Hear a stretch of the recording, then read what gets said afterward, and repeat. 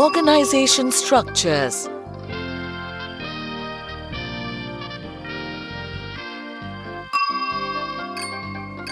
We know how a business enterprise organizes its activities and establishes authority relationships among its employees.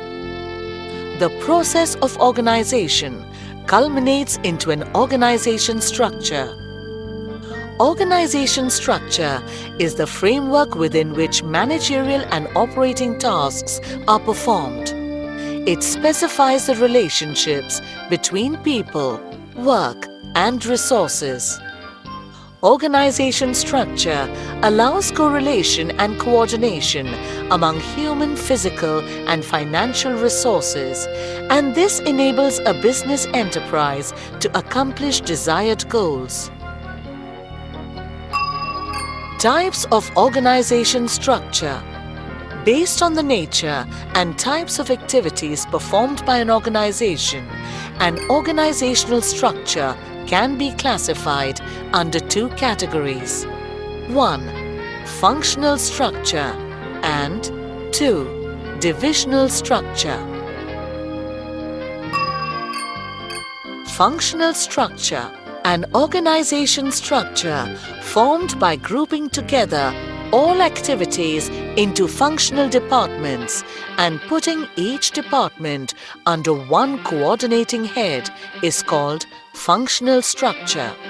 For example, the functions like engineering, products, sales, legal and finance constitute the separate departments of the enterprise. These departments may be further divided into sections. For example, the products department may be subdivided into product management, user experience, marketing, to name a few. Functional structure is well suited for large-size organizations having diversified activities and operations that require a high degree of specialization. Advantages of functional structure. The functional structure has many advantages to offer. Let us have a look on the same. A. Specialization. Functional structure results in occupational specialization as a particular department is only concerned with one aspect of activities and workers receive the expert guidance of specialists.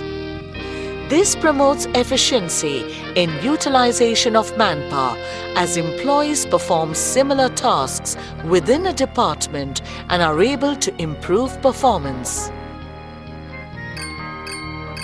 B. Control and coordination.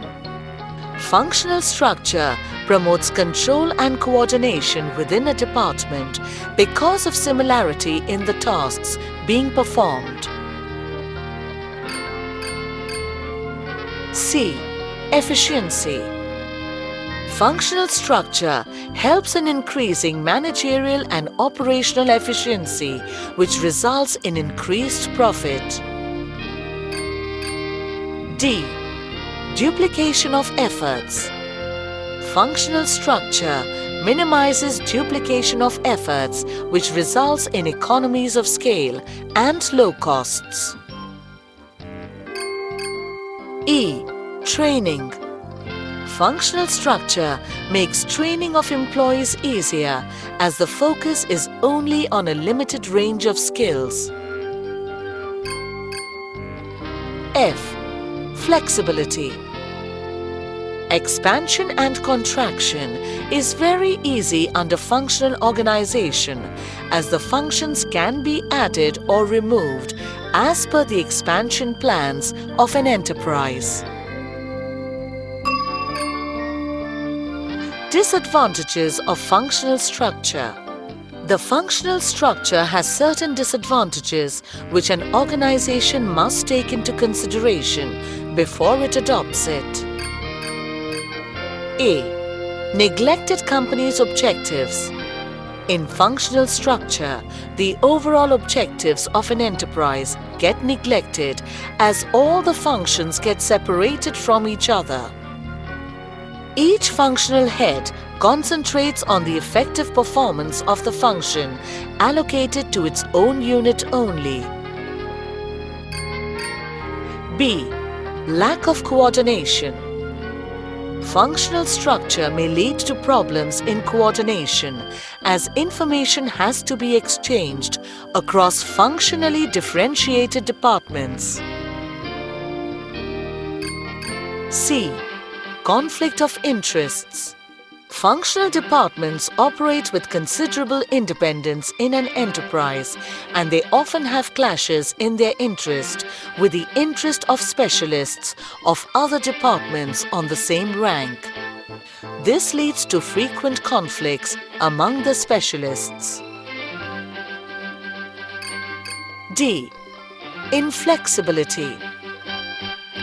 Functional structure may lead to inflexibility as people with same skills and knowledge base may develop a narrow perspective and thus have difficulty in appreciating any other point of view. Divisional structure. Divisional structure is formed by grouping activities and people on the basis of different products manufactured or different territories or markets.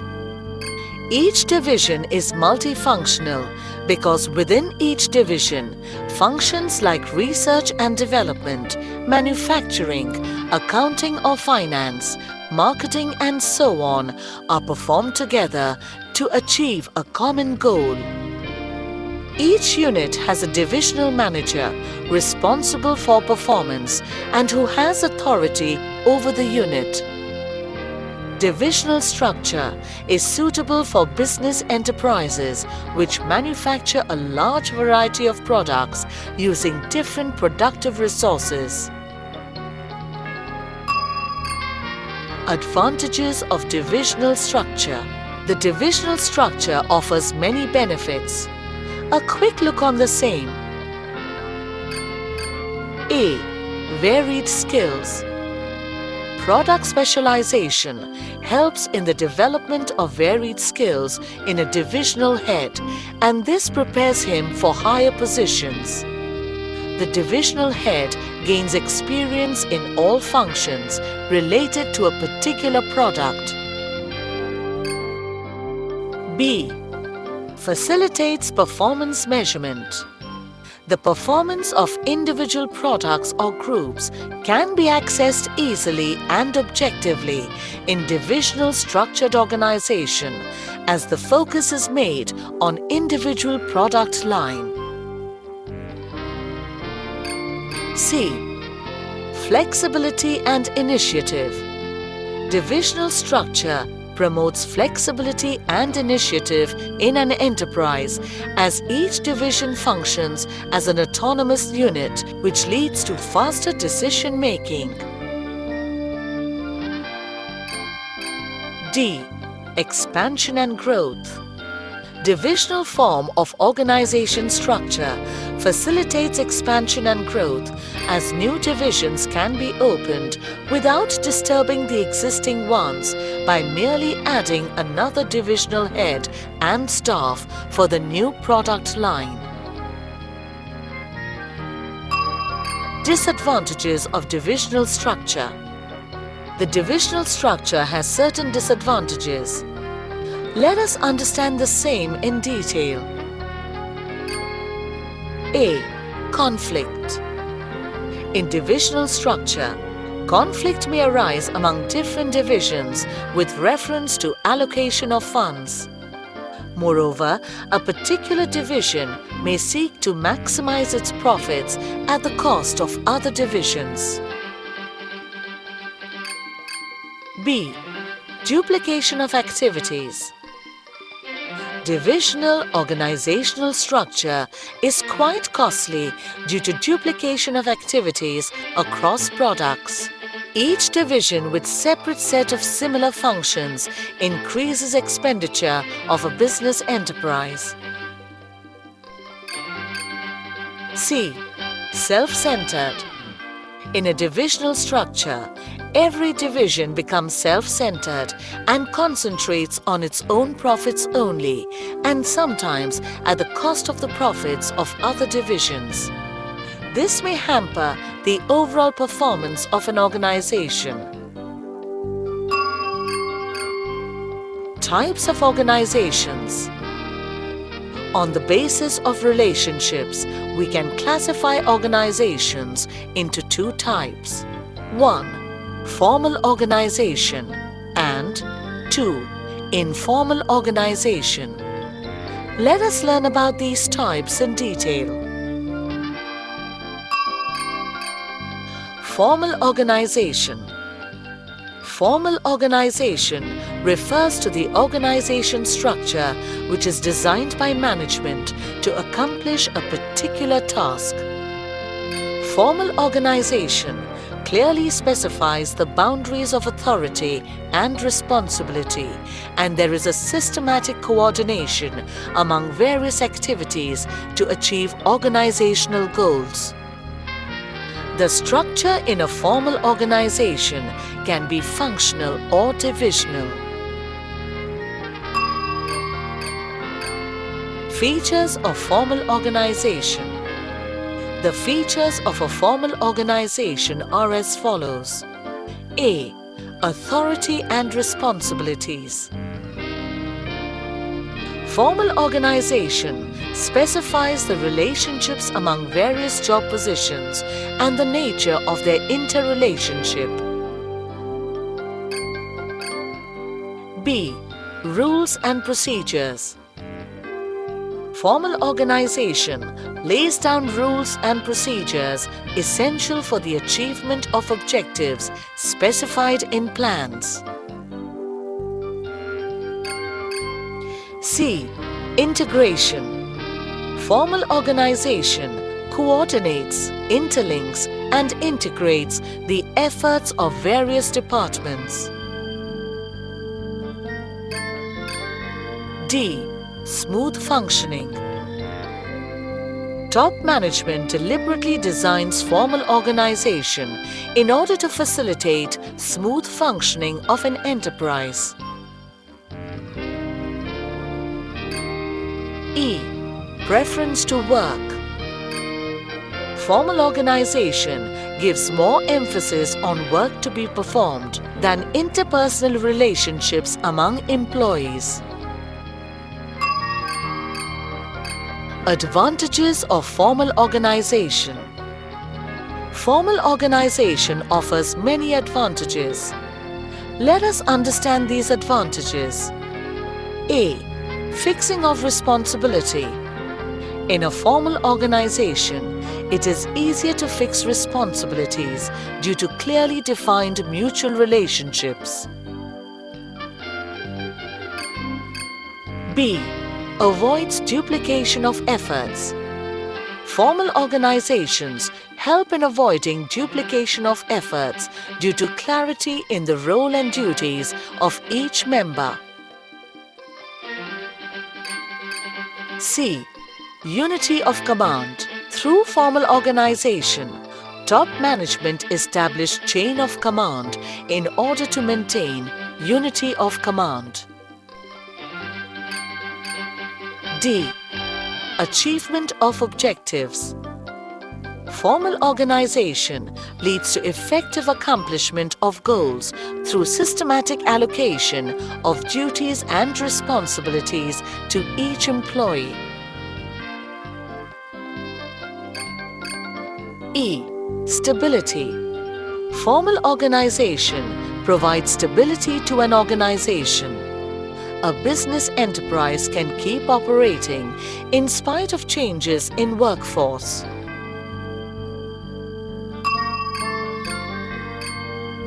Limitations of formal organization. The formal organization suffers from the following limitations. A. Delay in decision making. The formal communication may lead to procedural delays due to established chain of command. Each person needs to follow chain to communicate, which increases the time taken for decision making. B. Inadequate recognition. Poor organization practices may not provide adequate recognition to creative talent, since it does not allow any deviations from rigidly laid down policies. C. Emphasis on structure and work. Formal organization places more emphasis on structure and work rather than human relationships. D. Reduced initiatives. Formal organizations involve mechanical functions that lead to the reduction in initiatives of persons working in an enterprise. Informal organization. Informal organization refers to the relationship between people in an enterprise based on personal attitudes, emotions, prejudices, likes and dislikes, and so on. Examples of such groups formed with common interest may be those who take part in cricket matches on Sundays, meet in cafeteria for coffee, are interested in dramatics, etc. Informal organization has no written rules and does not have fixed lines of communication. Features of informal organization. A quick look on the features of informal organization. A. Formation. Informal organization is not established by any formal authority. It arises from the personal and social relations amongst people working in an enterprise. B. Behavior. The standards of behavior in an informal organization evolve from group norms and are not based on rules, regulations, and procedures. C. Channel of communication. In case of informal organization, people cut across formal channels of communication and communicate amongst themselves without specified direction or flow of information. D. Unplanned. Informal organization is not established by any formal authority. It is unplanned and emerges spontaneously. E. No definite structure. Informal organization has no definite structure or form, as it is a complex network of social relationships among members.